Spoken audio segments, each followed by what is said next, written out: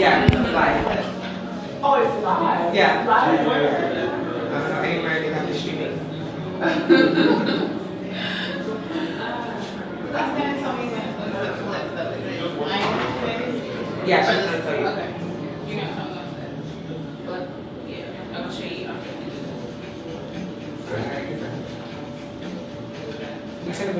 I'm just testing it. Okay. Ignore me.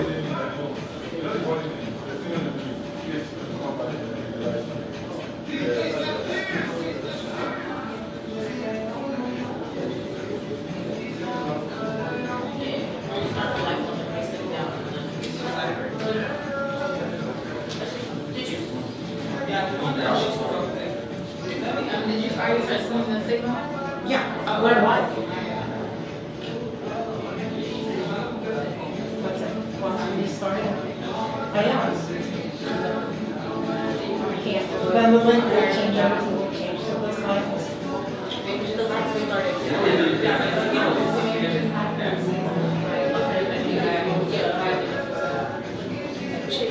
Yes, ma'am. Okay. Alright, I think I'll call people in. Whoever's speaking, they should sit.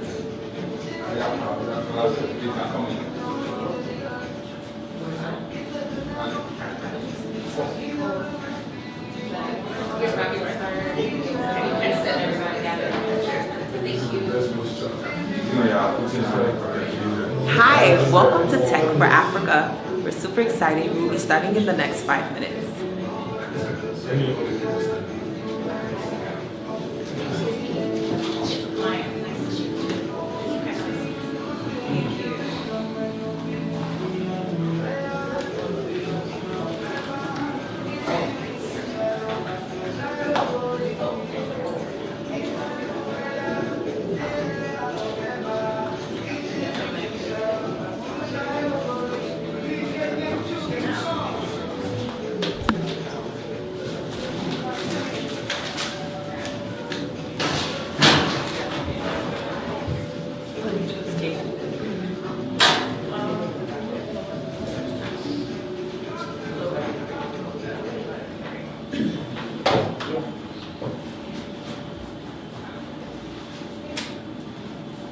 Good afternoon, ladies and gentlemen. You are welcome for Tech for All of Africa. Come on, give yourselves a round of applause for being here this afternoon. We are super excited to start this launch. Today, we are going to be talking about empowering digital economies in sustainable Africa. My name is EVA, and I have the privilege and honor to be your host this afternoon. We have seasoned leaders and stakeholders in this building, and we're going to be tackling solutions for the private sector and the public sector. But before we get started, I want you to help me welcome the CEO and founder of Piazza, along with Abimbola Cliff, who will be talking about this launch. So come on and give them a round of applause. Thank you. All right, good afternoon, everyone.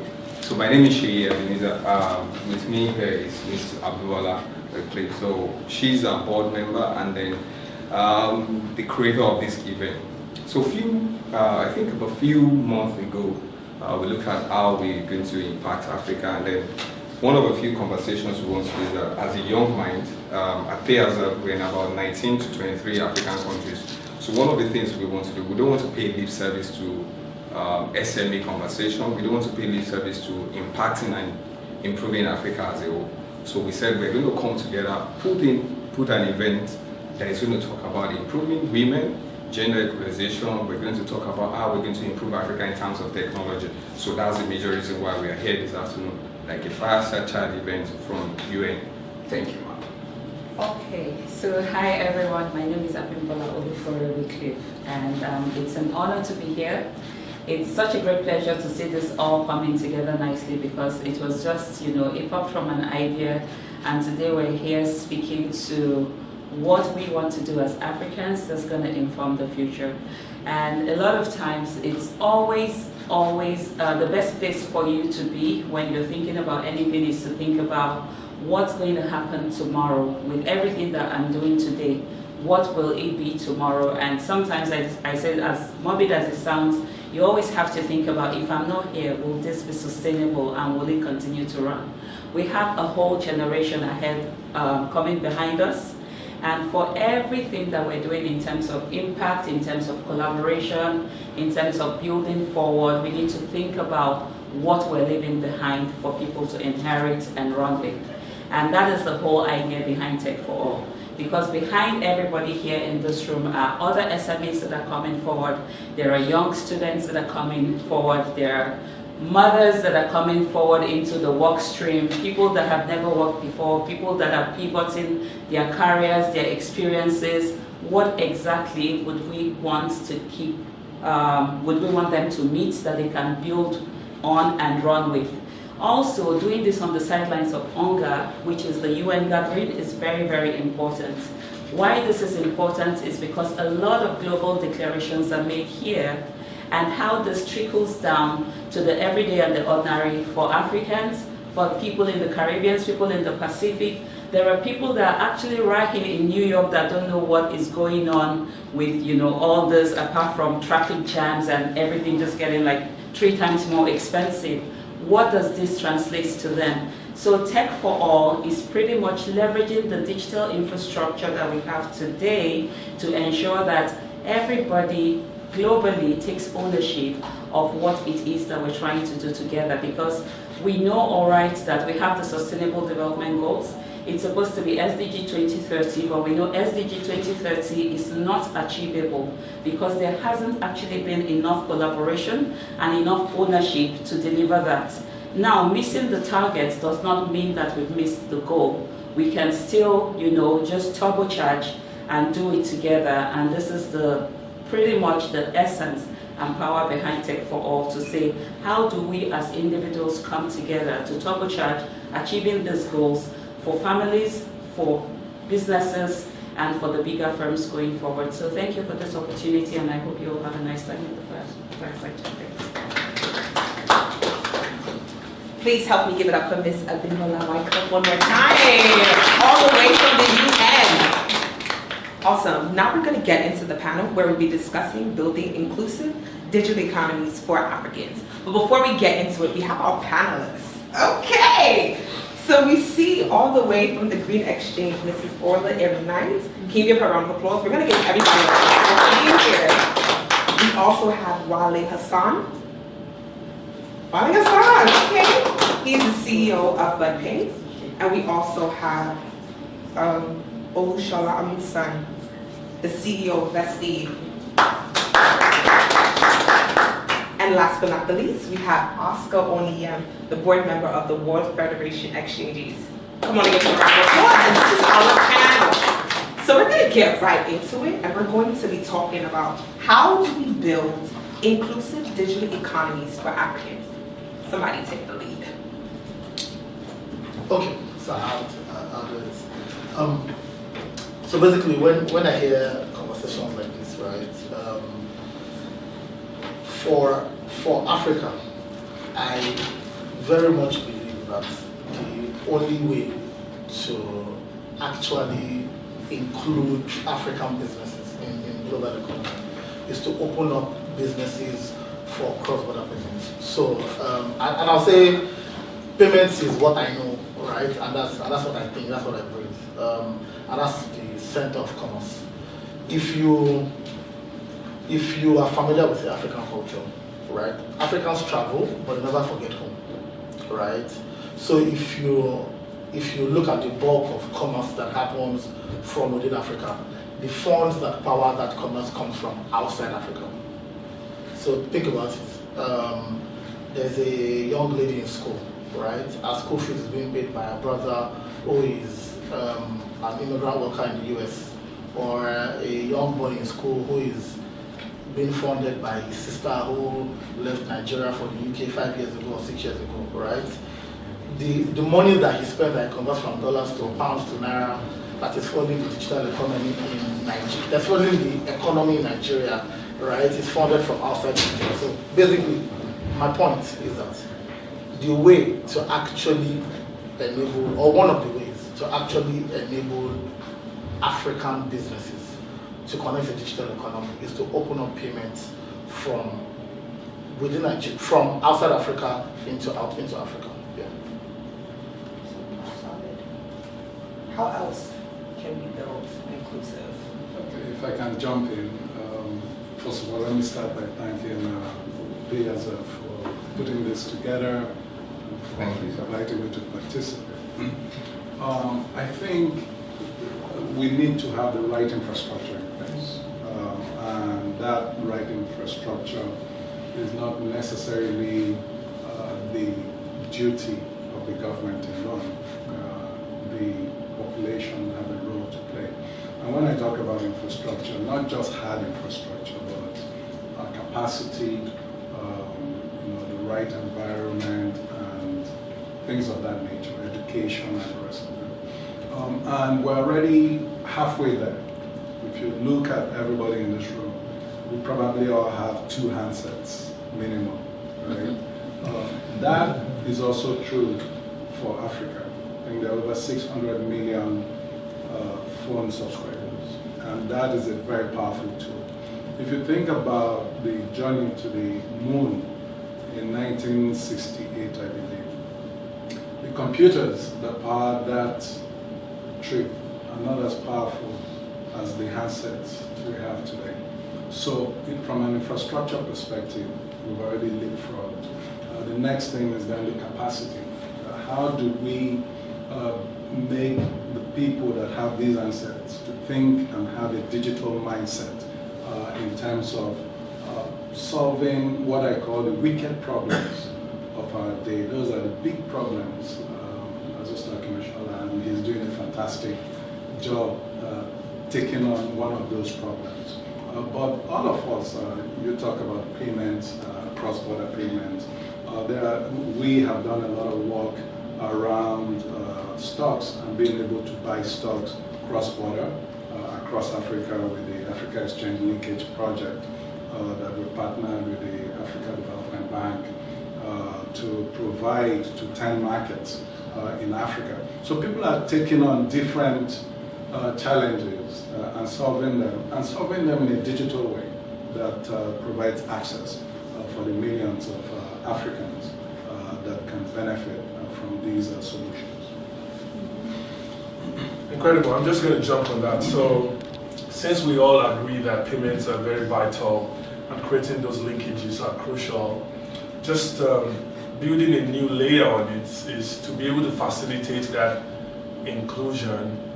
Exchange is very powerful. What I mean by this is education is not the exclusive preserve of just the people. You would see that from time immemorial, people would move and sojourn thousands of miles around the world to go get the origins of new spices or expeditions to discover new cultures. That whole process is what we today call immigration or migration. And what we are powering is how to be able to simplify all the complexities around this. Everything from visas to work permits to payment solutions, and in building Vestia as a bank for immigrants that provides not just financial solutions but also work permits and all of that. We're creating key linkages between Africa, the global north, everywhere else around the world, so that the ingenuity that is natural to Africans, the whole idea that we can never forget home, can drive us to bring value from every corner of the planet and headquarter it back in Africa. As the source of the world, as the place where we know as the last frontier, there is so much that needs to be done. So part of my own key passions as it relates to this topic is we must be a continent that produces what it consumes and consumes what it produces. Because there is no economy that can survive on the equation that is the reverse. Today, we produce what we don't consume, we consume what we don't produce. So from spark plugs to satellites that will go to space, we must find out what technologies help us to interpret our realities differently. From artificial intelligence to programming to building new schools and sports infrastructure, the linkages would be possible if we make wealth. To make wealth, we need to go out of our comfort zones. To go out of our comfort zones, we need to lower the barriers around visas, cost of education abroad, everything that has to do with being able to thrive and prosper around the world. So if I will encourage Elon to set up a Starlink assembly plants that we hire 22,000 Nigerians. I need to be able to do that without asking for aid. I need to tell him why I can't do that. And first, I need to build my enterprise to be a $1 billion enterprise that brings me on the same table with him. So the conversations are quite interesting. So, but as we build on the value of those who are building payment infrastructures and trade commodity linkages, can we allow every human on the planet, including Nigerians, to be able to move anywhere their individuality deserves, so they can succeed, be prosperous, and bring all that value to headquarters back in Africa, with the mindset of making it the last frontier indeed. Yeah. Definitely. Sorry, excuse me. I wanted to listen to what all three of you were expressing before jumping in, because I think I can add the value as I am not African. I was brought up in London. I came to Nigeria because I saw the opportunity that was within the market.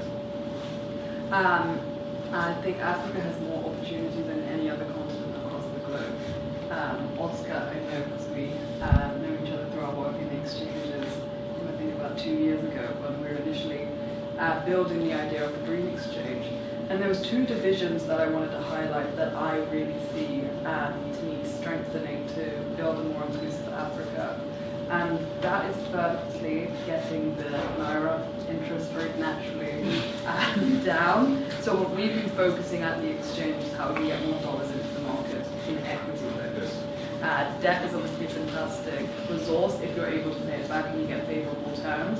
But if we can pull more equity capital into private corporations, in Nigeria specifically is the market I can speak to the best, as it's the market I've worked in more closely, into institutions like Payaza, for example, that are building phenomenal businesses that are going to positively impact the lives of many Africans. I think there needs to be more capital available going into these businesses.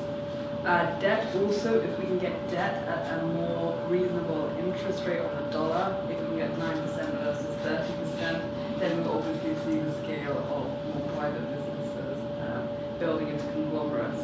And then I want to highlight my other angle, which is I lead a business called the Green Exchange. We're working on trading and listing commodities in Nigeria and more broadly Africa. What working on that section of the business has taught me is how fertile Africa is in comparison to any other continent across the globe. Africa can sustain itself from what it grows. Europe is going to struggle with climate change. A lot of the market's been harvested to a point where you can't even get anything out practically now. That's what we're seeing in Germany right now. Obviously the Russia and Ukraine war didn't help matters, and it's a similar story with the US. So how can that be tapped into more in a more ethical manner? We were speaking to that earlier. How can the goods be transported in a way that's more climate friendly? If we can use solar cars to bring soya from one part of the continent to the other, these are ways that I think will be phenomenal, because I am passionate about shining a light on climate capital and getting it into projects in Africa, because as we know, Africa is going to be the worst affected by climate change. But it does not contribute the most to climate change, that is for sure. But yeah, that's an angle I want to push on.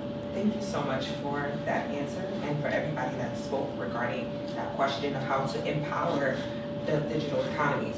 My next question is, how can we actually strengthen our partnerships currently between the public and private sectors to drive the digital economies in sustainable development goals?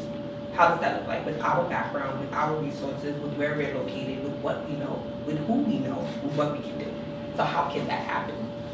Well, let me go first. So one of the goals is essentially global partnerships for the goals themselves.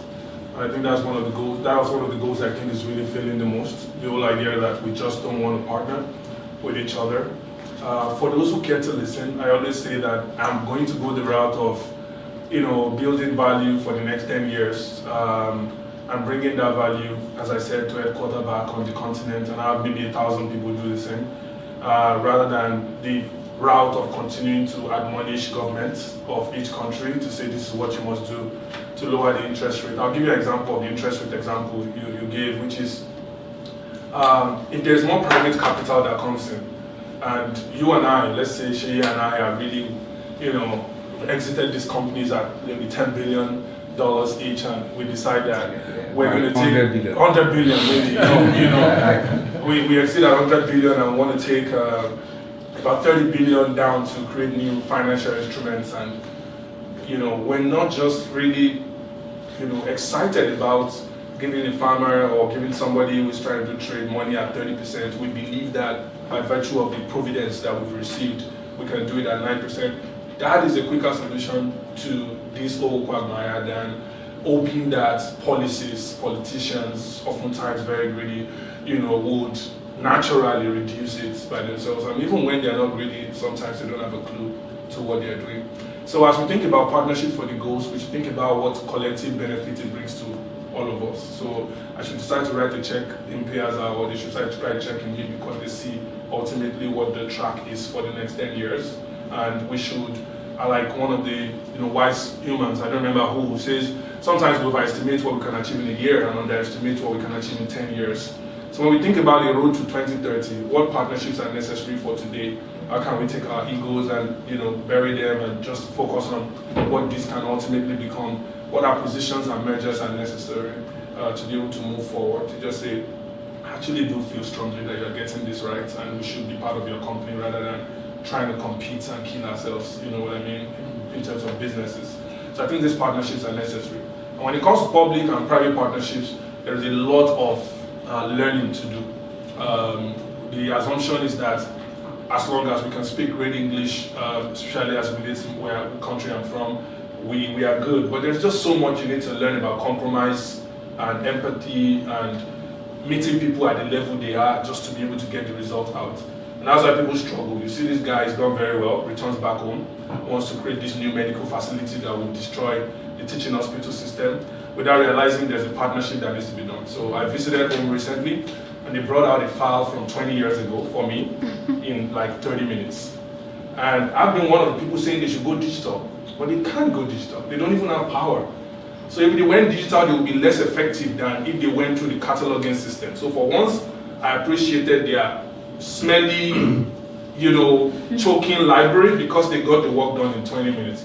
So people who will go back to create those kind of partnerships with the healthcare system to make it better, with education, need to go with a lot of empathy, need to go with a lot of understanding of the system, come down to the level to meet it where it is, not assume it will work exactly like New York health system, which is not fantastic by the way, but not assume that that's what, it will just be like the West on the first day you attempt. There will be ways, there will be needs to, rejiggle the system and sort of re-engineer things and just accept the meaning of technology in the way it should be. It's not just digital technology, it's not just digital technology, this is technology. This chair will sit on, it doesn't use electricity, but it still does the job. So there are ways like that. I think it's really important. Like you would have seen, I just assume that in the last 3 years, you would have seen areas of compromise to say, maybe this idea I came with from London isn't exactly how it will run, because I can see that they're not quite at the level, and if I must get the result done, then I must meet them somewhere in the middle. Absolutely. So a lot of that has to be considered as we think about global partnerships. Definitely. Adding on to that point, I think that is something that needs to be taken into consideration by the international development funds when including capital into Africa. I've worked with a lot of the DFIs raising capital for various projects, and I think the thing we can all agree on if we work with the development funds is if they could be quicker with their due diligence, that would be greatly impactful for everybody in the value chain.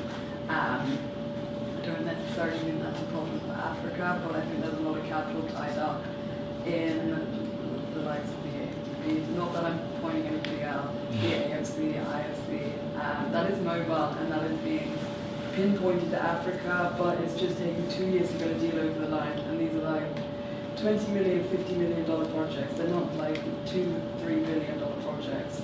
If we can get those done quicker, maybe if the risk appetite is reevaluated, I think that would really go a far way, and I would love to see that happen more so in the next few years, because there is so much development capital held in these development funds that are regional to each country.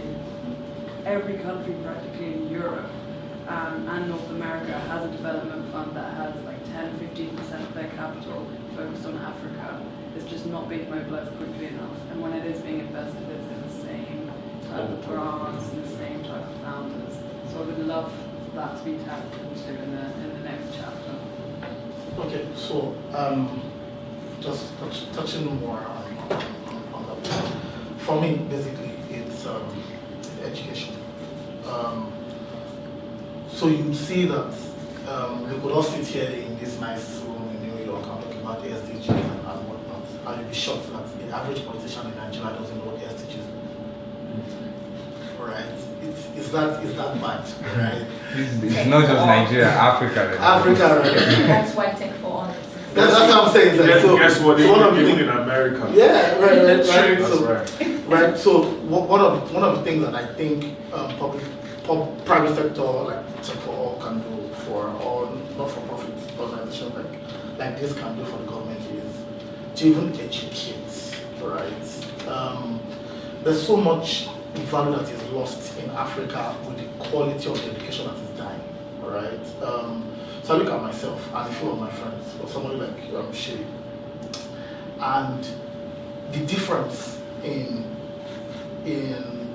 us is the quality of education that we got. Why people like me can sit in a room like this is because I got people who invested in me, right? Not financially, gave me quality education to make me sit in global conversations like this. And you'll be shocked that there are not too many Nigerians that have the kind of opportunity that I had. So my point is, while it is good to bring money to Africa, to do all of the pretty stuff and bring FX in, we need to find ways to invest in the quality of education in Africa. And I mean by growing grassroots, right? As a teenage boy, right, or no, maybe pre-teenager, because of the education that I had, right, it was easy to dream, right?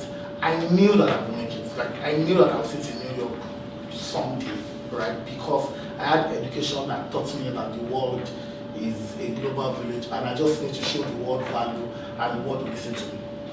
But the truth is that today in Africa, children are not getting that kind of education, right? So while we can do all of the exciting stuff, right, we also need to pay some attention. I know it's part of the SDGs, of course, right?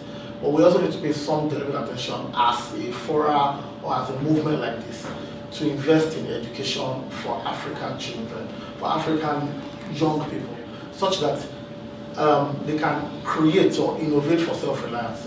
My brother here talked about why Africa should produce what it consumes and consume what it produces.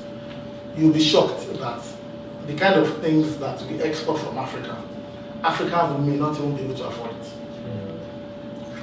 Right?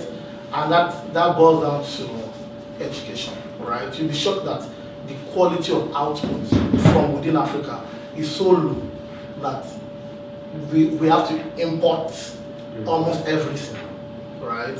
And the truth is, there are basic things that can be produced, all right? Not every type of education should be formal enough that we can't do anything with our hands, right? So as we try to execute Tech4All, we need to look at the quality education, not necessarily formal, but education for self-reliance that can help us produce, right, things that we need, and then that can reduce the dependence on the dollar, or dependence on foreign aid, or dependence on Western world. So if I take it from there and just bring it back to public-private sector partnerships, I think Tech4All can really intervene in 2 or 3 areas. The first one is that there is a trust deficit between the public sector and the private sector. Listening to everybody here, you can tell that they're all private sector. I'm a private sector person, but I had the good fortune of doing a few things with the public sector, including sitting on one of their boards, PANCOM. And what I will tell you is that you'll be amazed that some of the most educated people are actually in the public sector. Across the world, not just in Nigeria. But their worldview is shaped from a we versus, an us versus them. They don't trust the private sector. They think all you care about is money. And what we think of them, I wouldn't say, but so removing that trust deficit is the first thing. The second thing is engagement. So we need to be able to engage with. And the truth is, where we are in our developmental life cycle in Africa, you still need the policymakers to make the right policies, to create the enabling environment that will allow you to bring your $30 billion back, you and Shay, back into the country and create value. And so we cannot say, oh, we would not deal with them, and we just try to bring in this money. Because when you bring in that money, you will find all kinds of legislation that would not allow you to deploy an attractive way. Right. So engaging earlier on, removing the trust deficit, and driving policies that will create an enabling environment would, in a great way, actually help to accelerate the partnerships that you can get between the public and private sector. Awesome. I guess this rounds up this section. Does anybody have any other contributions of how we can become inclusive for Africa? Yeah, we should do more work.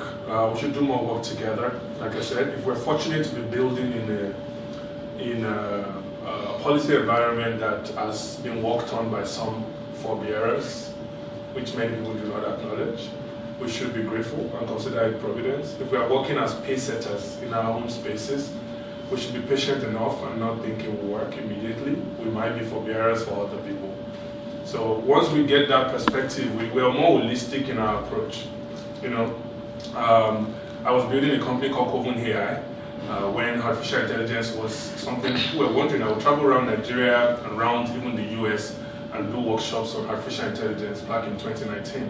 And people were like, why are you doing this? You know, it was about safety, it was about all of those things. But the time wasn't right. And now we're building Vesti. We started building Vesti at a time where everybody now is clear about the fact that they need options to move abroad, to move their money, to do all of that, and it feels like we're doing everything right. So you might be building something today that appears like you're setting the pace, you're doing policy work, you're doing regulatory work, you're the first person that will get this digital stock trading license, for instance, and nobody even knows what the framework should be, but you're doing it regardless. You're building the pathway, just like the guys who build Bluetooth and Wi-Fi and location services and GPS for DoorDash and Uber to be able to become billion-dollar companies. I think there's a place for that. And if you're lucky to be the DoorDash or the Robinhood or all of that of today, then it's exciting as well. We must just all realize that we have a role to play. And that collaboration, that holistic view, would help us to walk towards the goals, even in a more selfless way. Yeah, I think you know, to jump in, the continent actually has a lot of talent. If you look at Nigeria alone, I think we now have up to 7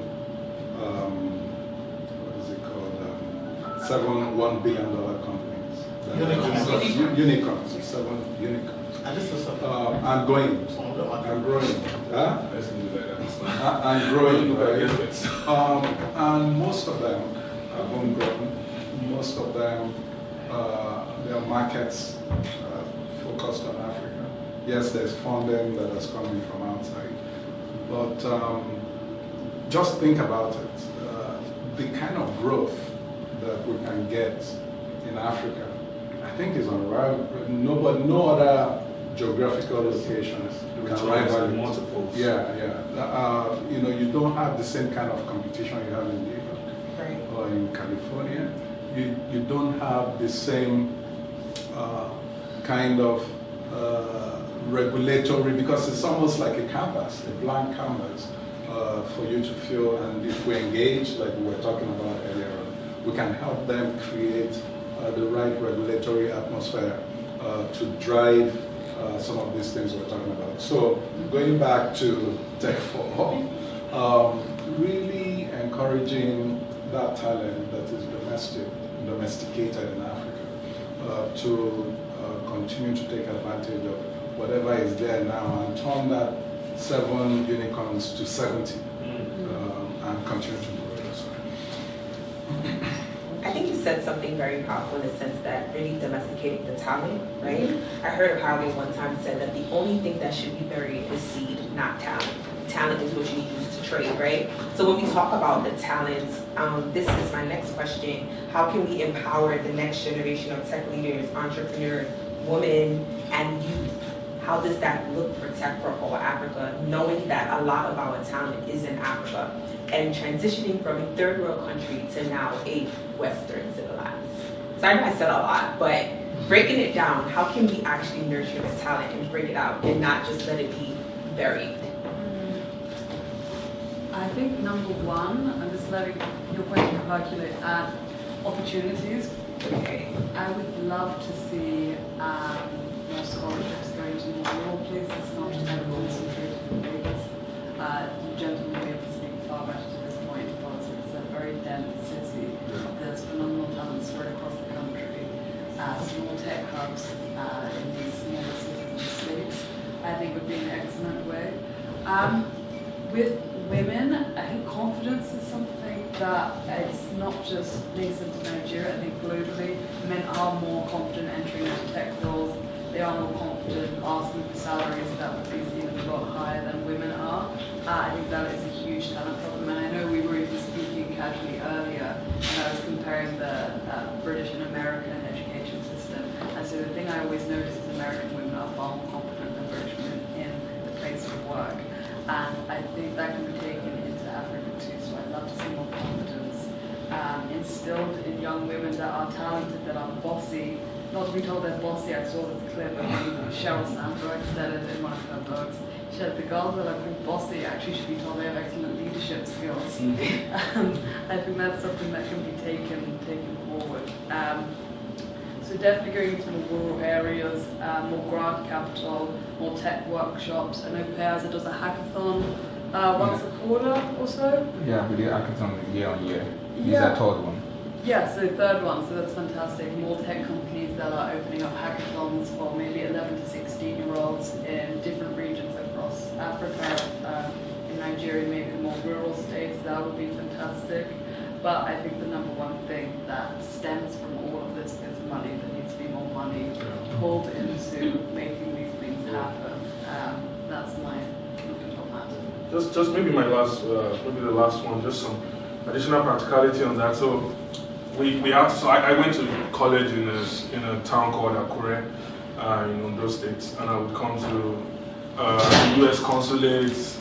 I'll come to the U.S. Consulate General's public affairs section for 15 minutes meetings. I'll go 4 hours on the bus, do a 15 minutes or 20 minutes meeting that will be highly inspirational, and then come back. And that's what people have to do all around the country who are very passionate about seeking opportunities, because those opportunities haven't been created nearer to their community. And so when I joined Microsoft, rather than do all my programs in Lagos and Abuja, like most of my predecessors, I would take those programs back to UI, University of Ibadan, OAU. I'll take it to Nekede, Owerri. I'll take it to places where I know they are underserved young people. And then recently I just donated an artificial intelligence lab to Futa. I think everybody who has alma mater in anywhere other than Lagos should consider setting up a center of excellence in whatever. Like, I just encouraged another senior friend of ours to set up a center of excellence in supply chain management. He retired 20 years in the US Army and went back to Lautech to set up that. So we need to do those kind of things just to corroborate on that. We Tech4All, we need to consciously determine the quota of our resources that goes beyond the major city centers and goes around those places, because talent is universally distributed. Like the other guys say, opportunity is not. So we have to be conscious about it. And sometimes people will look at us and persecute us for it. I have friends who will not go down south ever. Like, no matter what you guys are doing there, they're like, so what? I still feel like every time we go through it, you set up, it was so much help. One hub here, another hub there, a basketball community here. For the first time I learned about the Ford Foundation exchange program, I was 11, Shogo, right? And Ford Foundation was sponsoring this non-profit.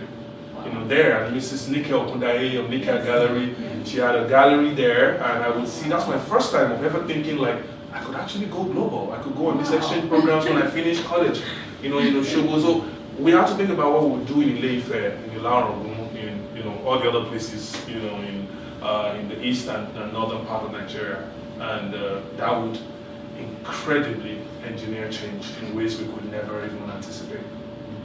Yeah, so I'll just expand on that.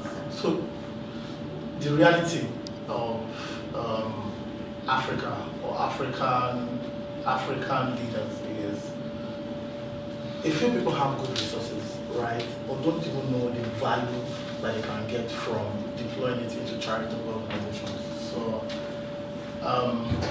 last year at PublicPrivate we did an event in Nairobi where we rewarded a few entrepreneurs. And trust me, the joy, it wasn't a lot of money. It was money that we would have used for like a team bonding event in the office, right, in Lagos, or we could have sponsored somebody on a business class trip or something, right? It was small money, but the impact, right, of that money on 3 organizations, those organizations are profitable today, by the way. And the joy I feel every time I read the reports from the project team is, I mean, I don't know the word to use. I don't know anything that ever made me feel like that. Maybe getting married. But I mean, right? So I think charity organizations, right, or not-for-profit organizations need to understand how to sell fundraising value propositions. You'll be shocked that an organization that makes, well, let me put it this way, most people target the usual suspects, right, the billion-dollar organizations, but the organizations that make $100,000 a year and can give $1,000 into charity, right? We need to know how to sell all of these things such that the CEO can understand that, yeah, giving my money to not-for-profit can be for profit, because I can get tax breaks and a few other things. The average Nigerian CEO doesn't know. The average guy in Nairobi doesn't know that he can get tax breaks from even doing good work, right? So my point is, while we try and attract foreign funding from the DFIs of this world into Africa, we also need to find ways to localize the donations, right? And you'll be shocked at how much money you can donate. Just to extend that thought, Africa, Nigeria in particular, has one of the highest rates of out-of-school children, especially in the north. And these are problems that actually domiciled in villages mostly. You see those kids running around, they're not going to school. And so one of the things, just to tie the philanthropy part of it, one of the things that I've been trying to solve for is to come up with a concept that works, keeping those young kids in school. Some of it is not that they can't pay school fees, because primary school is free in some of those states. And so whatever the solution is in a particular village, take it and solve it. And then scale it a little bit before then crowding in the big funds. The big funds are not necessarily trying to solve those village level problems. And so that is how I would tie it into philanthropy. That way you can bring in that young kid, and that excites the mother to begin, and there's a whole virtuous circle that you can create and crowd them into digital solutions. Yeah, just to add more color to what Shola said earlier. Just the same life-changing experience I had with Ford, right? I had a similar experience with I think it was Google when I was still Google student ambassador thing, right? And the kind of knowledge I got from Garage 48 and a few other things that were happening at the time just opened up my mind to possibilities, right? As a uni student, I read, right, that Zuckerberg could raise right a lot of money. She knows the story, right? And I was almost dropping out of school.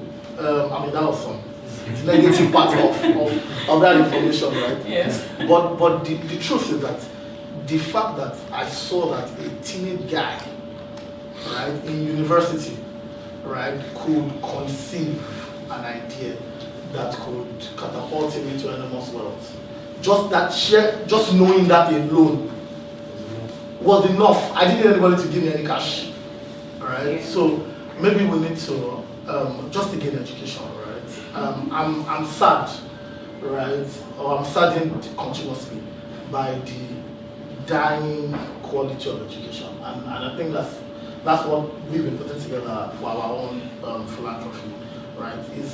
I mean, every other person can focus on the sexy stuff, but we would pick education, right? Because that's what I have seen, and I think that if education is better, you can give somebody, I mean, the people who win the lottery, right, and go broke, right?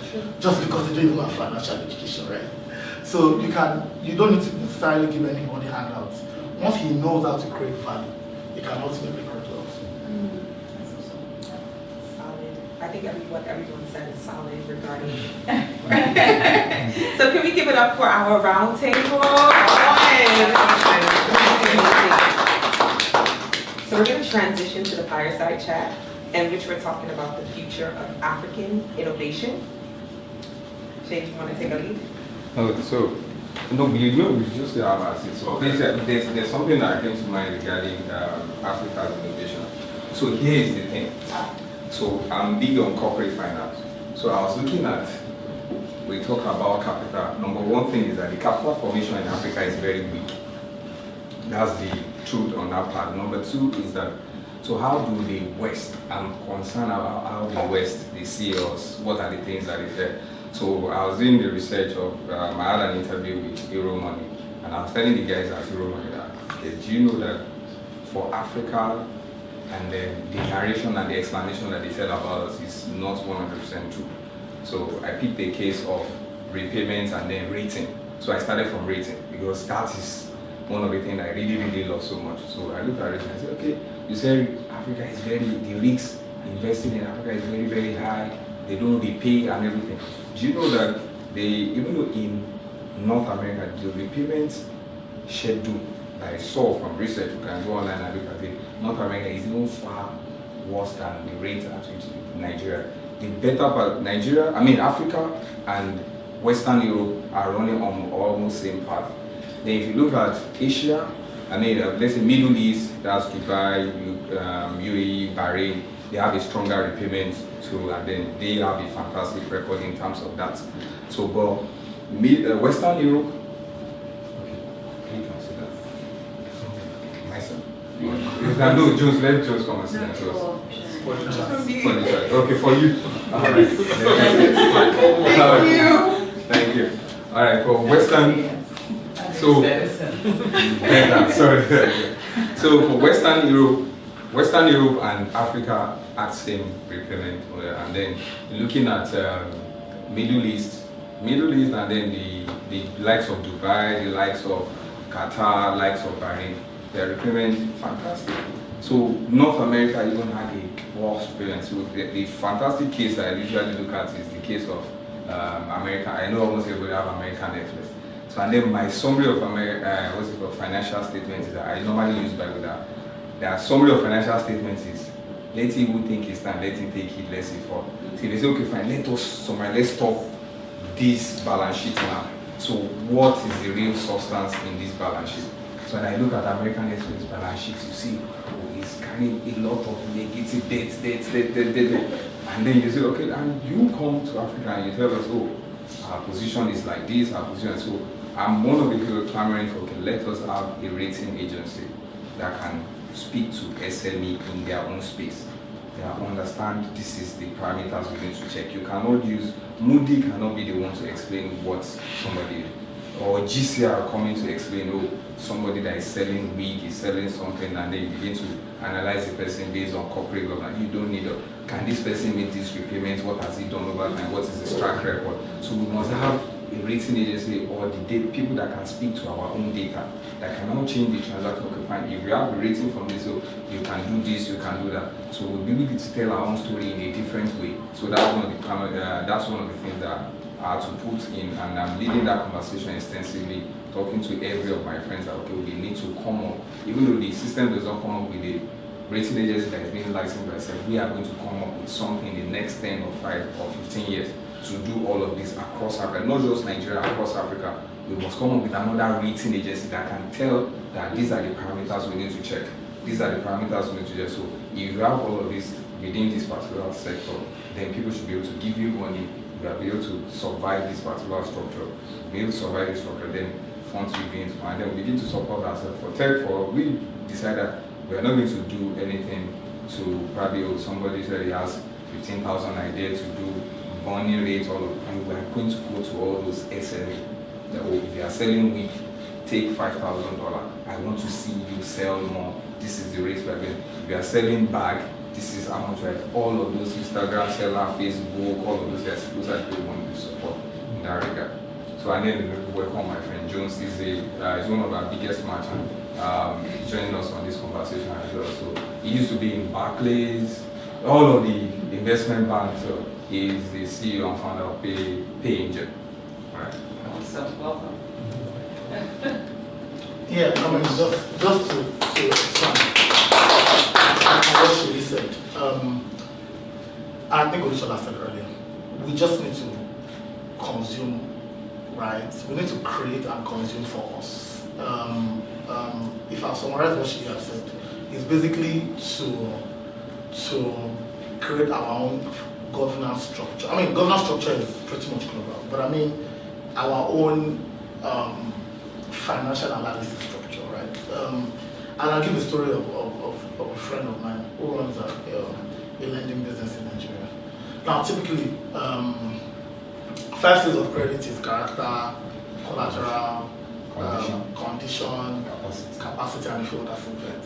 But you'll be shocked that alternative lending, right, that is a global phenomenon now, started very early in Africa, right, where associations are responsible for the character of a member. So you'll be shocked that you can basically assess the character of an individual from the character of the association, right? And just by lending to a few associations, you can build a great company, right? It's an African phenomenon, and it may not necessarily work in the Western world. In this phenomenon, you take a lending decision without any credit currency, all right? You take a lending decision without looking at any bank statement or looking at any cash flow or any financial record. But the truth is that those guys will repay, right? And that's essentially what I think should be saying, right? We need to be able to design solutions that are from Africa for Africans, and it will work just the way we need it to work, right? And this is not ignoring education and the quality of what people should actually know and do properly. It doesn't mean that record keeping should be ignored, right? It just means that this guy is keeping his record in a way that is business, that works for the business, right? And that needs to be respected. So just maybe going like this, the whole idea of localizing contexts is really important. I'll give you an example. We help with filing visas for special talented people. And many law firms in New York and Atlanta and of all the places would look at a Nigerian and say, you are not a special talent. You're not extraordinary by the standards the US has set. Just because they don't know the full meaning of a code JCI or be able to localize what it means to be talented from a Nigerian perspective. So if somebody has papers that they've written that have been published in certain journals or newspaper articles they've written or sport reviews, or they actually used to host a radio program that just analyzed, maternal health. That person has done it for 6 years with 1,400 episodes. They're so special, but nobody can interpret that context. So when we came into the market, that's what we began to do. To translate what it means to the West when we say someone is special from the Nigerian context. And because that's precisely what America intended when they created those visa types, they wanted to be able to find people that are special by any standard in any space, because those same qualities were easy to extrapolate and then reproduce real value in their own economy. So we must learn to localize the context, and that's exactly what you're trying to say. And the other thing that we're doing in that regard is we're domesticating talents. Like, we actually do believe that you could have an 11,000 people engineering campus, south of Lagos, without anybody thinking that it's less, value or important or suboptimal to anyone in Seattle, right? The campus could be great, sustained, and I'm not even trying to build models that look like the West. One afternoon in Berlin, I was walking with a group of friends, and I said, I was only 22, and I said, I'm really sad. And they said, why? I said, because I want my city, Lagos, to be as tall as this. And the gentleman told me, I said, are you sure you really want your city to be like Berlin? Because Berlin has problems now that it is trying to fix. So we have such an opportunity, a very rare one, to build sustainably, to build in ways that even the West would baffle and be like, this is the future of humanity. This is precisely what it should look like. All the mistakes that they've made, we have the chance not to make them. So the first thing I think is that we must never lose our confidence. It's one of the biggest things. The whole share idea that you can speak to Euro money and tell them, all this rating is full of, I don't know what word to use. We have to keep our confidence there without being arrogant, being clear enough to be able to say, I honestly disagree. This is what the world should look like. And the more we can demonstrate that, and the more results we have while we demonstrate that, so we're not coming running the night for aid or grants, then the more they'll begin to believe us and we get studied in all the ivory towers around the world. So we must localize context. So I'll just write on what she said, in the context of, risk raising, and say the same thing goes with carbon, the carbon exchange, the carbon credits, and how, for the voluntary market, it's almost like a $9 billion market, and then, sorry, for the involuntary market, it's like a $9 billion market, and then for pretty much everything that goes on the accredited ratings, it's like 900 billion rating. And the reason why is because people will buy carbon credit out of Africa for almost free, because we're not putting value on it. And to be honest, when you look at this in actuality, the additionalities for the carbon credits coming out of Africa are much higher than where you're getting from any other place. Right? Currently, Congo DRC, if you look at it and you try to harvest carbon credits from that region, you'll be looking at creating jobs, you'll be looking at opening opportunities for women, you'll be actually solving world hunger, you're solving real problems. So when it comes to delivering on sustainability and sustainability score for those credits, they are much higher than anywhere else. But if we're going to go through the same vicious circle of the Dutch disease, then we'll be quick to accelerate and sell without getting the market structured. The conversations that I was in 2 days ago at the Corporate Council for Africa is the fact that, we now have people that are clamoring that we don't have to trade now. We will trade when we are ready. But until the market is right, we're not ready to trade. But the global north wants us to trade quickly right now, because they need to mop up everything that is there. And at the end of the day, when the flip side of the coin is at play, then we would now be looking for carbon credits to buy, and we'll be buying it for ourselves more expensive, when we would have probably done a forward purchase for ourselves. And whatever it is that we emit, even though we're the lowest emitters, we would not have to pay that cost, right? So it's almost like we would start buying refined, I say it in petroleum parlance, we'll be buying refined carbon credits when we had the crude carbon credits that we could have refined ourselves and added value to it to sell for more expensive. So that is it. Across board, I think I really like the discussion. Honestly, the conversations that you guys mentioned around the opportunities you had with Google, right, and Ford Foundation. This morning I was talking to someone, and I said the end game of SMEs, the end game of enterprises, the end game of being a unicorn is really very important.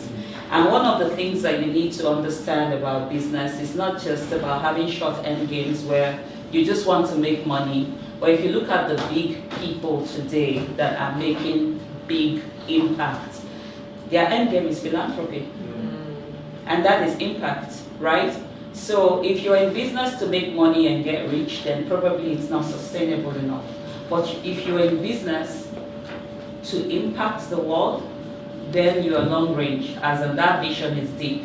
And for us, it's also an opportunity, like you said, about Berlin and building Africa afresh. It is what we should plant through the education that you mentioned, yes, of course, and you know, also, sorry, let me just take a look at my notes because there were so many important points across board that I really, really liked. And Oscar, you spoke to solving the problem of, you know, children because of the high rate of out-of-school kids. And you actually touched on the problem, the root cause of that problem.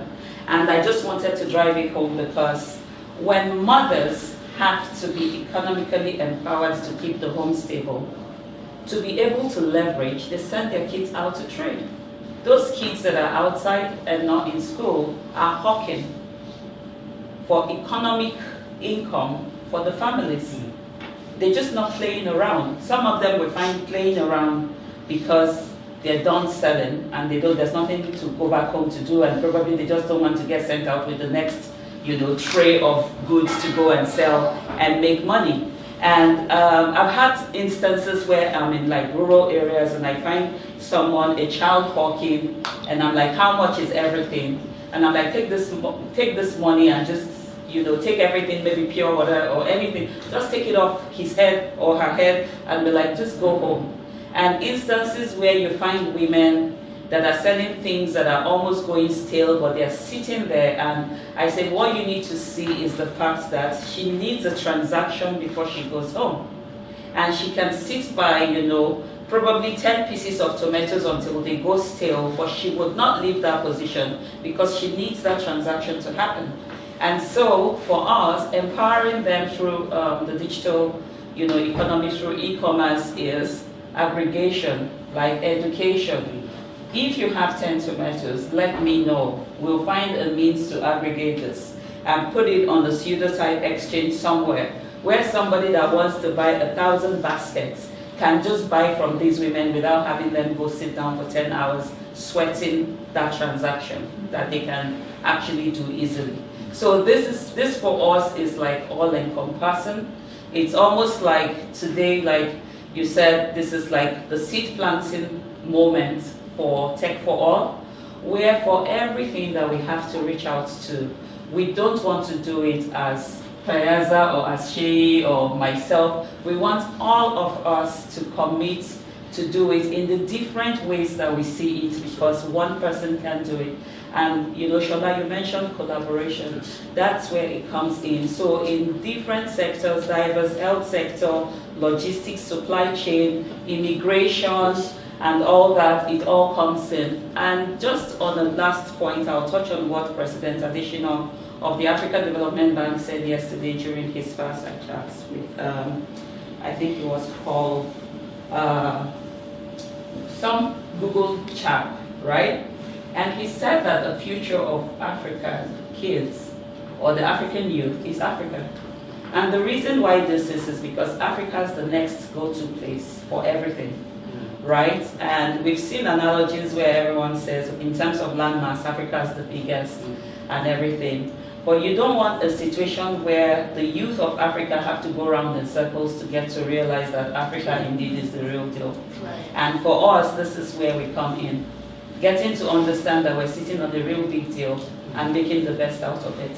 Because it's like everyone says that it's a 1 in 400 trillion opportunities that we exist. I think it's 1 in probably 1,000 trillion opportunity that we exist as Africans. And we have to take that unique opportunity and make it count.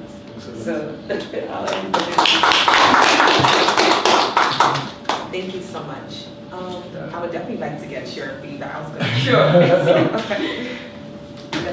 to Yeah, well, Shay, first of all, thank you for inviting me. And this is the first time I'm hearing of Tech4All. Great initiative, by the way. And I'd like to see it grow. Anything you want from me, from my team, and anybody else I'm connected to help push this, I'm very happy to do that. Thank you. So, great conversation. Interesting hearing all about Africa. I am Ghanaian by birth. I live in the UK. The Ghanaians think I'm not Ghanaian. Nigerians, a lot of people see me and think I'm Nigerian, and when they look at my name, they're like, "You're definitely Nigerian."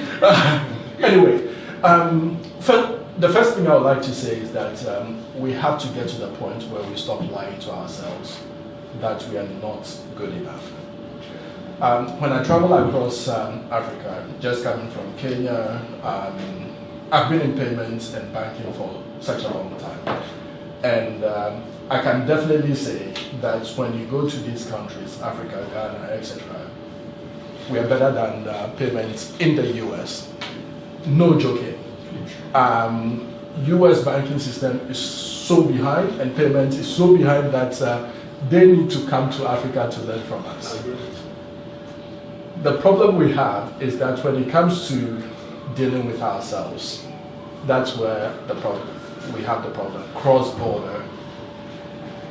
Within our own countries, we're definitely better than most of these countries, in spite of the fact that US has the biggest global banks, Citi, JP Morgan, etc. What they have, is SWIFT. SWIFT can be replicated. When we had the Russian-Ukraine war, what did Russia do? They thought by switching off SWIFT, they could cut off everything. And it was going to be a catastrophe for Russia. But then he was miles ahead of them. He already built a tunnel. And that's what's needed. So within the individual African countries, we're doing something special. How then do we go across borders? That, for me, is the problem. And right now, we're relying on these banks that do not have what we have to go across borders. I want to send money from Nigeria to neighboring country, Ghana, and I have to go to London, New York, etc., to be able to get across the border. When there are companies like Piazza, Payangel, etc., can facilitate that. So that's the first thing. If we're talking about private-public partnership, the first thing I believe that needs to happen is government to start looking at this thing. That takes me to what is the vision? In order for us to innovate for Africa and make a difference, we all have to now have a central vision. Most of the places where there's a big difference, a lot of people talk about Rwanda, you talk about the Middle East, etc. When UAE wanted to make a change, they came with one single vision: reduce the dependence on oil income. That was it. And everything else fell in line. Why can't we say, as Africans, we want to reduce the dependency on foreign importation?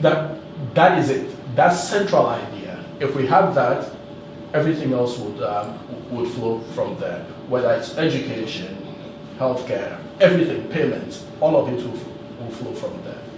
And we talk about lots of different ideas. In payments, we're talking about PAPs. The adoption is very low because to some extent, we don't allow ourselves. We're still relying on SWIFT instead of adopting PAPs, which should go across, help us grow across borders. Why is that? We have the African Free Trade,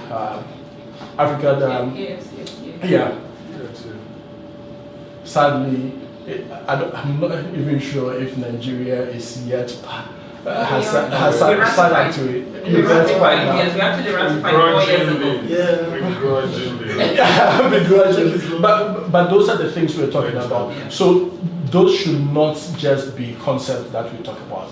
It's what will take us to the next level. I am in payments, but when I think about Africa, looking at logistics, all of those things going across borders, all of those things require payment. And the one thing I hear is we're not able to trade with the other country, or we're not able to move goods across the other country. Sometimes you hear someone says, I'm a trucker, I got to the border of this country and I don't have money to go across. Yeah. Why? Yeah.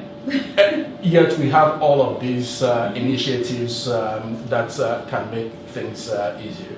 I was going to say, I think we touched on a really good point about we have the resources, because even when you take a look at history, right, a lot of resources, natural resources, were imported from Africa to other countries. So I think a big part of it is having that agile mindset when it comes to empowering each other and just iterating, like when we do things and pouring back into our community, because I think everything we need is there, but we're not collaborating enough. And we're not iterating. Even if we try something that doesn't work, we find someone else to do, or we import it versus trying again and actually like understanding what mistakes we made, what we can learn from it, and how we can become better. And even talent. The talent is there. They're the ones building all of these things. And the more I interact with the youth, Africa has the biggest population of youth. And in fact, that alone should tell us that innovation is going to be... That's a demographic dividend. Yeah. And when we're talking about innovation in Africa, the youth, the Gen Zs, they're not just good for demonstrating across Nairobi and stuff, but they're good at innovating. When we think about digital currency, only 4 central banks so far have ratified it, one of them being Nigeria. I have my own reservations around that, but if globally you have 4 central banks and one of them is Africa, an African country, it shows that we are ready. We just need to collaborate a lot more. I'm happy to work with Shane in that respect. The final thing is what drives us. So when Shane was introducing the topic, I just kept smiling to myself. And the reason is, what is the motivation for what we do? That for me is the currency that will take what we do far. And a leverage on my own experience.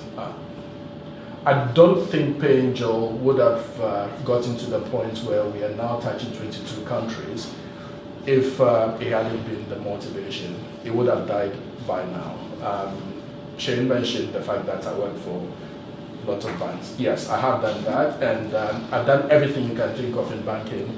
And before I was leaving banking, I didn't need anything, or I had enough money, but I had a problem, as in moving money into Africa, and I couldn't find a solution. No one was offering the solution to my problem. So I decided to go and solve it. And everyone was saying to me, no, it's not going to be done. You have the Western Unions and all that. And the way you're thinking about it is just so odd. Yeah. It's just so odd. And I'm like, watch me. And I had to give up everything to be able to make it happen.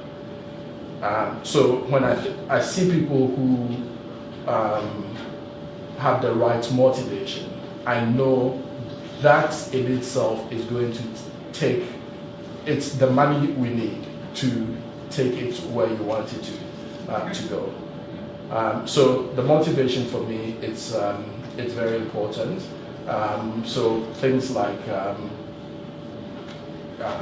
I guess, the rating agencies and all of those things. I believe that, first of all, what's the vision? Where do we want to go? What's the motivation? With all of that coming together, we will be able to innovate sufficiently for Africa and end up exporting our innovation to the rest of the world, because I do believe that we are better in a lot of ways, we just don't believe it. So if you have let's say we come up with a rating agency for instance, we are strictly 100% focused on SL. Let's say, okay, we set up, let's say, TLC Limited, so, then we create the guidelines. We have people like us who have spent almost 30-something years in the capital market, so you ratify all of those documents, his name is on it, yourself from JP Morgan, Barclays, all of those things that they say. Then we simplify it to SME, and then from my own experience as a corporate finance, we look, okay, this is what we need to be. So if you're an Instagram, say, okay, we are going to get your Twitter handle, probably X handle, we are going to get your Instagram handle, we are going to verify how many posts. Those are the conditions we are going to use to issue you this particular rating. Then we have all of this, okay, anybody that has this type of rating, so this is what we are going to issue. You're going to raise probably about $10,000 from the market, that is your cap. We're able to, and we do that, and probably we're able to push the conversation. SEC, we're able to sign for us, SEC in Nigeria sign, SEC in Ghana sign, SEC in Kenya sign.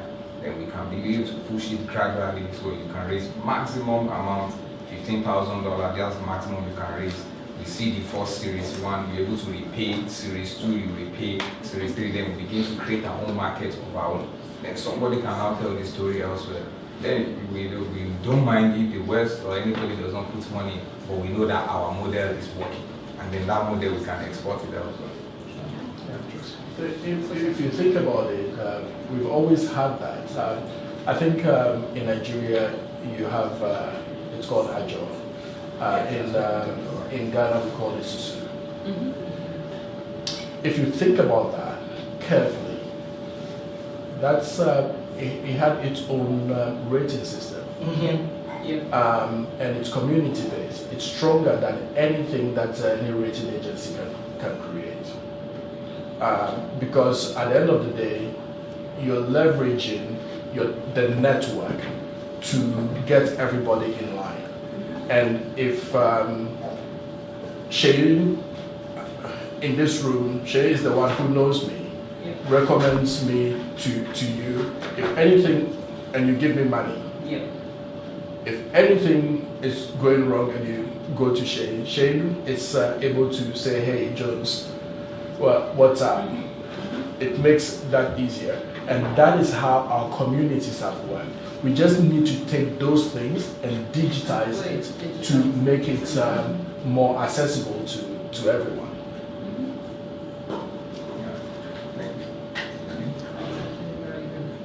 So this wraps up our Future Innovation Fireside Chat. Thank you so much, everyone. Thank you again. Thank you. I don't have any remarks. Do you have anything else? No, I just want to thank everybody. So we'll leave the closing remark for her, so that because she has everything. Okay. So for me, I'll just round up quickly by just saying that everything. Let me drop this.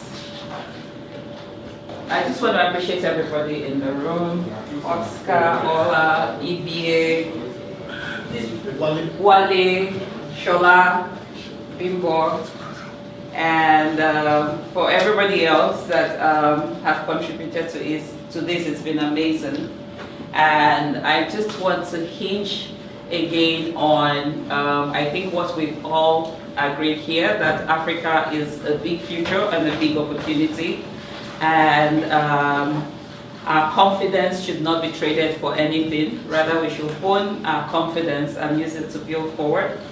And like I said, we have a demographic dividend, and our youth population alone is 60%. This is the highest you would find globally.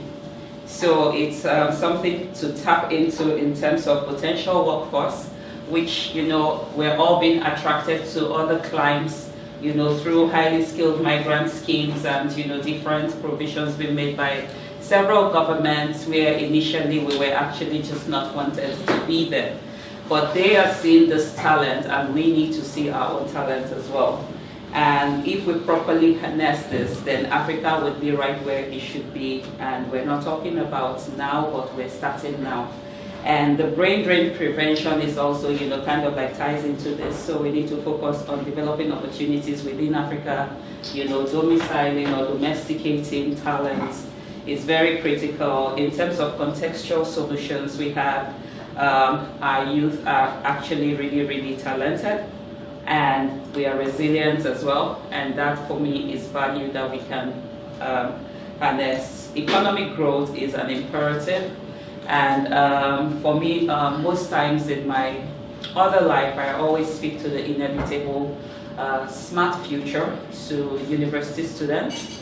And I tell them, and I thank you for who made that analogy about the NASA, the computers that sent us to space are actually less smarter than the phones that we have in our hand. That was profound, because I actually tell, you know, the university students that they have tools in their hand that they should not undermine. And pretty much when you go to China and you see people on their phones, they are all trading. Like if you walk into a mall in China today, almost all the shops are empty. But then there's nothing like on display, but you would find like a curtain and a quiet and green area, you know, where they are just talking and, you know, selling everything online, and they're shipping globally because they have shifted the focus from the local, you know, customers to their global customers. So they're there, you know, perfecting the supply chain delivery, you know, and also matching, you know, the quality, the expectation, and they're collecting data from people through feedback, and they're using that to improve the product. And this is just a continuous iteration, and China is taking over when it comes to trade. If you go to Amazon today, probably 60% of the products there are actually, you know, from China. If you order from Temu or any of these other Chinese, whatever, it's delivered by Amazon, right? And so this is, you know, letting us know that we have tools in our hand to be empowered, and we should not, you know, focus. I think for me, somebody said to me, one of my friends is actually a Ghanaian, he said that Nigerians and Ghanaians should be banned from TikTok. And I said, no, it's not that. It's just that it's not, you know, these platforms are marketplaces. They are not entertainment platforms of any sort. And when you are dancing or twerking on TikTok, it's like a madman dancing in the middle of the market, right? Because everybody is trading and you are dancing or showcasing your shoes and stuff like that. No. So we need to also educate our youth to understand that this is school, this is uni, this is, you know, hard knock school and everything. And to the points that you also made about, it's not just conventional education. For the skills that are running, the kids running around out of school, it's not just the conventional education to, you know, go to school, turn up at Ivy League and do white-collar jobs that's important. Our talent also exists, and they are intrinsic, and we can upskill in terms of the creative arts, which is a whole new area that we have, but we have not commercialized enough, especially in Africa.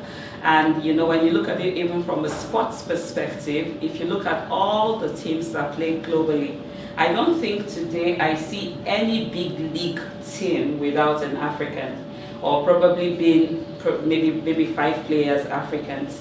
And it's not about the sports itself. You can look at it from even the merchandise perspective, marketing, so many things that what is African, but it is also not African, because these are talents that have been taken from Africa and been monetized elsewhere. You don't have to grab it back. We can just probably replicate, because we see these things. And when I talk about the inevitable future, it's because a lot of things that are happening in Africa today, like the AFCFTA, for example, the continental market is the same thing that happened in Europe, right? The European Union.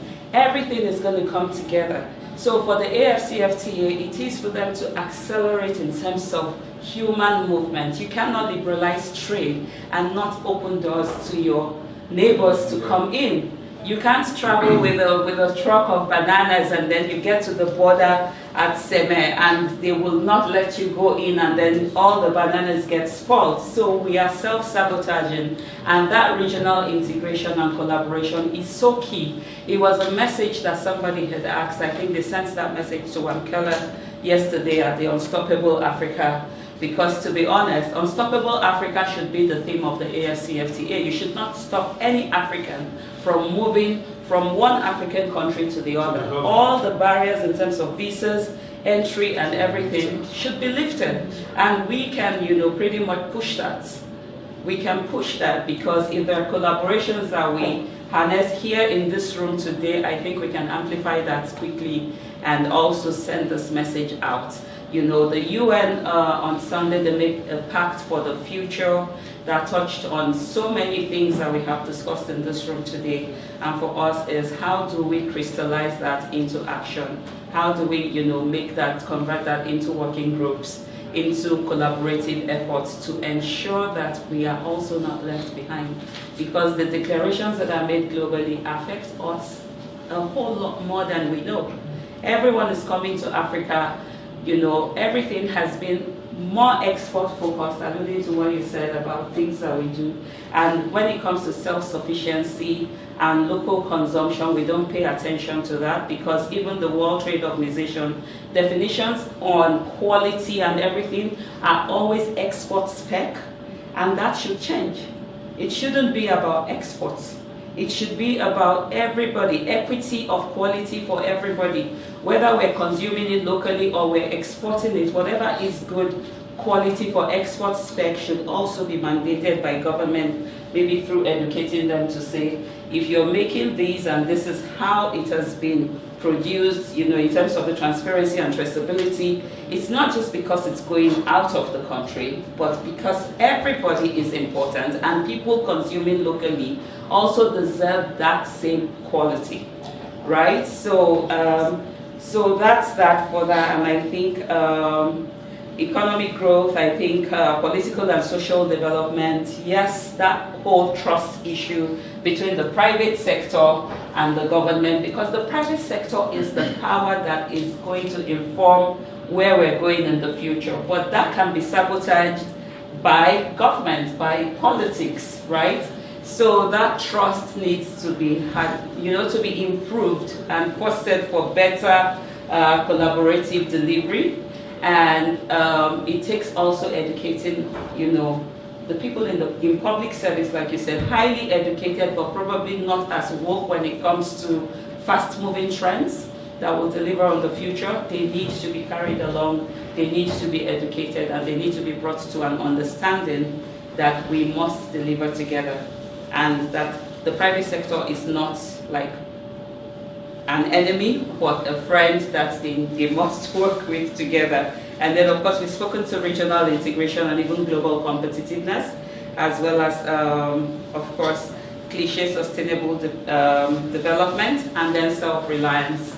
We can do everything, but we need, even though we can do everything by ourselves, we need everybody. So the global north needs Africa, Africa needs the global north. So just that collaboration is key. We've pushed a whole lot in the last 2 years for stopping AIDS to Africa. We advocate for it, it's not like it's happening, but we've discouraged bringing AIDS to Africa. So rather than aid, we want more of investment collaboration, we want more of technology collaboration, like bring us the tech or come to Africa, teach us how to do it, and then you can leverage our markets, because that same technology, you don't have to import finished products to us, but you can come build with us. And government is a big and important part of that to make those kind of collaborations happen. I think I will stop here, and then thank you very much for coming. This has been an amazing panel, amazing feedback from all of you and your contributions. I'm really, really so humbled to sit and hear everything. And thank you, Shane. All right. So probably before we just do an introduction of almost everybody, people that Yes, I know please. most of, this is why they got paid. ST, FBA works with all as well. This is my big boy. I'm so honored. Thank you so much for making it. So let me say a small story about our Oscar. So these are people that we used to look at, stop person, then you ring bell, do everything. So we pray to God that one day we'll be able to say so. So finally I met you, so thank you. Then Ola has been a fantastic friend over time. She's been a phenomenal, as in, they say somebody who has the spirit of joy. Ola is a Nigerian. She's a Nigerian, she's been for years and everything. And then this, if you are talking of big international bank, Barclays, all of, you know, if you check Jones' LinkedIn page, you see all the Barclays, all the banks of this world coming to payments, dragging payment, doing everything. It's such an humble experience. And this is Jasmine. She's, let me use, but I will become an expert as in saying who she is. She does technology, she has fashion line, clothing line, and everything. Then let me, Jocelyn, or I call her Jojo. She said that she don't say she's rich, but she's one of our merchants. Then she's a fashion, what's it called? She's in one of the big names in the clothing industry. So she designs, and then she likes Chanel. You know, so that's the Chanel of Africa. That in a few times, so we're gonna see that he's our famous lawyer. So he's I think co-founder of Bestie as well. So yeah. Fantastic guy. This is my Bestie work with. So very dear friend. So if you're into just join us as well, this is my colleague. So I don't need to introduce my colleague, or you want to be introduced. So this time, so he works there. So it's part of the Piazza team for the US. Wonderful. So the way you see this office, the way exactly is. This courtesy this young woman. So I think I want to clap for her and then she did a lot of work over and prestigious board member. She does a phenomenal. So, and my humble self. And there, I think there are some people outside. Where's our country manager? John. Okay. That's Maya. That is Maya. So Maya as well. She's a country manager. She manages the whole of 50 states for us here. So which is. So we're just borrowing our office. So this is Maya. So this is a country manager for Piazza here. So I'm just coming here to borrow our office tentatively. So I just go in and out, but she's not managing this Piazza US for us, and she's been doing a fantastic job. Get us our space, did everything, and then that's it for us. And then she has organized 2 events for us, 2 fantastic events. Second one successful. Thank you so much, Maya, and then myself. In summary, I just want us to keep this next day we're going to be back here with few, and then we show the progress of what we have done across all of the countries that we want to impact in terms of, we have a vision of doing about 78,000 in different villages and ensure that those people are impacted with technology. We give Wi-Fi, we give education, we give everything that's been documented. We're going to ensure that we do that impact. So I always claim that, okay, not lip service. Ensure if it's just only one person, we will get across all of the ideas and everything. And the key highlight for me is that rating, we are going to solve that rating. Nobody's just going to stigmatize us and say, okay, this is who we are. That rating, if it takes us 10 or 15 years to achieve it, like I always say, the top guys that are leading the economy today, they're in the 62, 65. If you have 20 to their age, they are all going to toilet like 3 times down there before the day. So we have to take all the loans and everything that they have collected, we are the one that is going to bear the interest element and everything. So whatever, we need to start generating the dollar now, so that by the time those maturities are going to come, so and the things are going to help us to repay those and all of the credit rates and everything, we need to put ourselves together. So thank you so much, and let us have the fantastic evening. With this few points of mine, I think I'm able to convince So yeah, I want to take a picture of the all right. FBA, you have to pay me. I did close your Then you join it. Mine.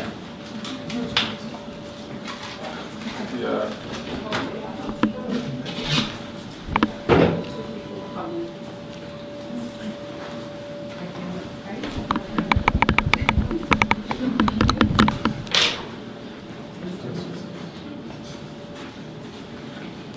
Sorry, just give me 1 second, guys.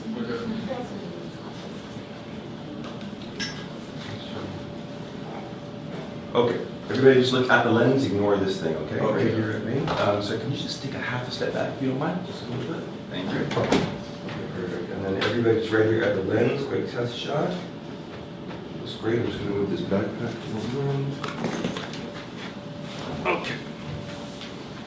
All right, everybody right here at me. Everybody's looking nice and happy. Very good, good, good, good. Try not to blink. Very nice. Very good, good, good. Couple more. Great. Guys, we need more folks to join us, please. Yeah. From like the top? From the top. Can I just jump up on this? You think? Yeah, I would. Yes. Yes. I have some like Okay. Yes. So, okay. Okay. Let's do it this way. We'll just get nice and close Thank you together. so much. Appreciate it. Okay. We're just scooching, get nice and close. Can anyone make one more layer? All right, great. And sorry, just on the end, just if you can scoot back that way just a touch. Great. Okay, everybody right here at the lens. Okay, big smiles, ready? 1, 2, 3. Good, good, good. Very good. Nice and happy. No blinking. Very nice. Good, good, good, good, good. Okay, all set. Thank you.